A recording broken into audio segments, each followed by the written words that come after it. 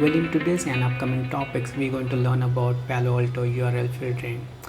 But before we jump upon the URL filtering, let's try to understand how internet will work if we do not have this URL filtering. Let's assume this particular user would like to access the website, for example, facebook.com. So how the access is gonna work basically, when user would like to access facebook.com, he's going to use the facebook.com right in his browser, and this request is going to come to firewall, and firewall is going to take it to the facebook.com domain, right? And then he going to get the response, right? So that is how he's going to access the facebook.com, which is very basic internet access scenario. So what is the problem with this? The problem with this is actually when this user is going to access any website without having any kind of restriction, they basically going to bring some kind of malicious content or malicious virus. For example, on the internet there are many malicious DNS are hosted. What they do basically, they actually send some malicious content, and without you just install the cookies into your browser, and it just respond back to that malicious domain or something like that. So that is one of the issue with this, having the internet access without having any kind of restrictions. Not only that, for example, if you are visiting the website, there are like many attackers are also like watching your web traffic. For example, if you are visiting facebook.com, there might be some attacker who is watching your traffic, and this attacker is, when he's watching your traffic, he can actually install some kind of malicious code on your PC, and in future he can do some kind of attack which is called maybe ransom attack or those kind of attack. Or if you are like connecting your PC in your office, then he can spread the virus into your whole local area network. So that is also one of the big issue by having the non-restricted internet access, right? So what is the solution for this? So let's try to understand the solution. Well, the solution is to having the web proxy which is going to watch the traffic.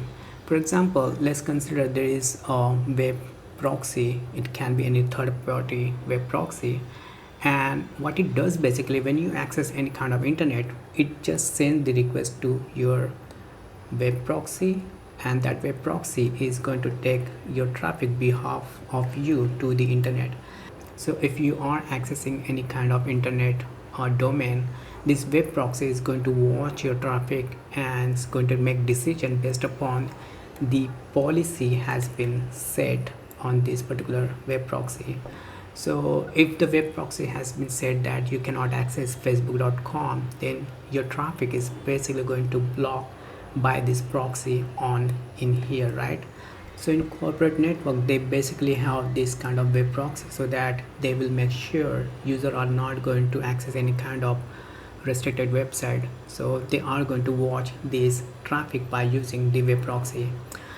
Well, you can also do the same thing with this Palo Alto Firewall. You can use Palo Alto Firewall as a web proxy. So what firewall is gonna do basically, when user would like to access any kind of internet website, Palo Alto is basically going to watch the traffic and going to take the traffic behalf of the user to the any particular website. So this kind of internet restriction or monitoring is called actually internet security. Now there is also one of the problem, because when you are using Palo Alto Firewall as a web proxy, still there is a problem. Let's say if user would like to access internet, he can go to any particular website, for example facebook.com, and we know that on facebook.com there are many like people are putting their kind of content, and you might bring some kind of malicious content in your environment. For example, if someone is putting some, you can access this particular URL just to go to any kind of purchase some kind of shopping, something like that. And if you click upon that link can bring kind of malicious content, or it can bring some kind of virus into your environment. So how you gonna solve that problem? Because Using the firewall as a web proxy is okay, but you should be still having some kind of restrictions. So there comes our today's topic, which is called URL filtering. Because in URL filtering you can make these things possible. So in these and upcoming topics, what we're gonna do, basically we're going to learn about the Palo Alto URL filtering. We're first going to understand about the URL filtering basics, where we're gonna understand about the little bit the theory behind this URL filtering, and then we're gonna jump upon the lab. So while doing the lab, some engineers do have a confusion while like implementing this URL filtering, because some of the section you can use in URL filtering, these are like you do not need to have license, but there are some section which you must have license. For example, URL custom list, it does not need to have any kind of license. So let me show you on the Palo Alto Firewall what I mean is. So right now I'm on this Palo Alto Firewall, and on Palo Alto Firewall you can see there is a URL category, right? And let's not think about this right now. So if you go into add option, and you can see basically we have two options. One is like URL list in the type, and other is URL category. So for example, if you do not have license on your Palo Alto Firewall, you can use the URL list. So in the URL list, what you can do is, if you want to block any kind of domain, for example facebook.com, something like that, because you think like facebook.com is not good for your corporate office scenario, so you can just add facebook.com in here. So you can make it as a social networking, kind of URL list, and then after that you can just create one of your own custom list. And then in policy, what you can do is basically you can create one policy and you can add. So I have already created one of the test, which is social media website. And for example, if we go in here, there is a URL category, and if we add, we can see some of the category. If you already see, this is the custom category, right?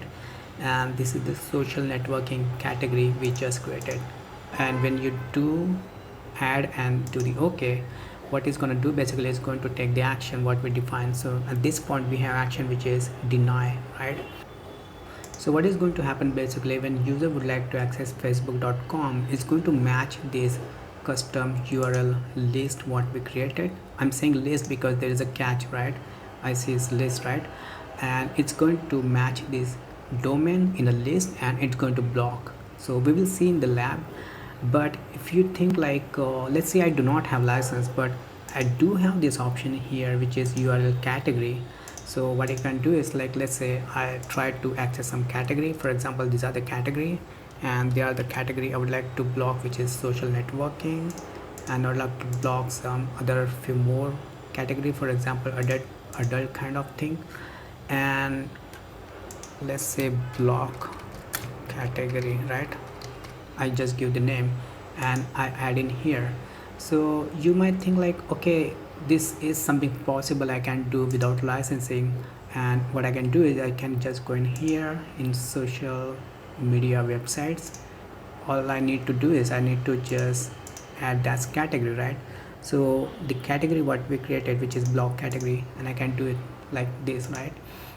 But the problem is this category is not gonna work, because this category is coming from the Palo Alto database. So let me show you what I mean is, so if I go in here in objects, if I go to here URL filtering, you might see here there is a license required for URL filtering to function, right? What it means basically, you need to have license for Palo Alto URL filtering. So let me take my pen. Let's say you have Palo Alto Firewall, right? Okay, and let's say there is a local area network, and then you have connected to cloud, right? So when you are not using the Palo Alto URL filtering license, what basically happen, it basically do not check the Palo Alto database. For example, there is a Palo Alto database which actually has this URL category kind of all the updates. So if you do not have license, it's not going to pull any kind of database onto your Palo Alto firewall. So when user is actually trying to access any kind of restricted website, this Palo Alto firewall is basically not going to match that category. So basically we will see into that particular lab. So the categories, when it's not going to match, it's going to not work, right? And that is the reason you need to have Palo Alto URL filtering license in order to function this firewall as good as web proxy. Let's see, this is the default policy, and in default policy we have, these are like so many web categories, right? Like 73 item it's showing. So what it does is function as good as web proxy. So they are like category related to, like you can see adult category, they're like alcohol category. In adult category maybe thousands and millions of websites are actually listed into this particular category. So when user try to access any restricted website, it is going to match this category, and in order to match this category should be downloaded on the firewall, right? And that is something coming from the Palo Alto database. So Palo Alto URL filtering, we have two kind of licenses. Earlier it used to have the licenses called PanDB. These licenses actually work for this URL category. Now they have converted this license into advanced URL filtering license. So when you are purchasing the license, you might gonna purchase directly URL filtering advanced license, and that is basically going to cover PanDB license as well. So what is the difference between PanDB and advanced URL filtering license? So difference is like this PanDB basically is going to download this all the categories, but at the same time when you have advanced URL filtering, it's going to cover this category as well as is going to do some live detection. For example, if any user, so let's go to our slide, let me show you from there. Let's say in this particular section, if we have the advanced URL filtering, what happened basically, this Palo Alto firewall basically download all the database from its cloud. For example, there is a cloud for Palo Alto, like a URL filtering kind of database, and it download onto your firewall. So what happens if user trying to visit any website which is maybe malicious, actually registered just now, for example this particular domain, okay, it is malicious and it is recently registered on the internet. So what Palo Alto does basically, it watches all these kind of content on the internet. So these are basically all connected with together, right? So when such kind of activity happens, it immediately updates its own database and it downloads on the Palo Alto firewall on a regular basis.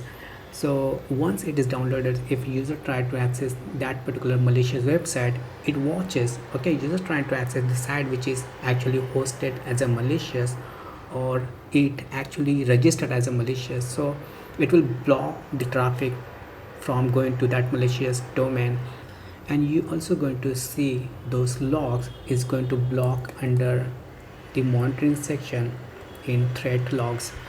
So these are the things happen very instant basis. So if something is happening in the internet, the Palo Alto basically updates its own database and it downloads on the Palo Alto firewall. So that is the good thing about the advanced URL filtering. Now another thing about the URL filtering is, let's assume this particular user would like to access internet, right? And there is some user sitting on the internet and he's basically making some malicious activity. For example, he has created one of the website. Okay, this website may sound legit, but under this website he's basically hosting some malicious content, right? So what happened when you have advanced URL filtering, when user try to visit this website might get hit, but when firewall watches this particular traffic might be having some kind of malicious content, it's going to drop that traffic, and that is happened based upon the advanced URL filtering. So what it does basically, it opens the packet which is going to that malicious website. If it is HTTP, it's going to clear text, so basically any firewall can open that. But if it is HTTPS, so the firewall uses its own decryption policy, and after decryption of this particular packet, it says, okay, this website contains some kind of malicious content, and it needs to be stopped right away. So that happens by using the advanced URL filtering license. So there are many things you can do after you apply the advanced URL filtering on this Palo Alto Firewall. So that is what we're gonna learn about in this and upcoming section of the URL filtering. So that was all about the Palo Alto custom URL category and the licensing thing. And at the same time, we also going to learn about the EDL, how we can use EDL in order to use URL filtering. For example, you have like hundreds and thousands of websites you are keep blocking or keep allowing all the time. Then you can use EDL as well in order to make that task easier. So you do not have to go to firewall all the time. You can have one of the list, and into the list you can keep putting that all the URLs, and it's going to download on the firewall, and it's going to get blocked or allowed based upon your policy, right? So we also going to learn about that. So this is for now. In next section we're going to learn about Palo Alto URL filtering basics. So see you in the next section.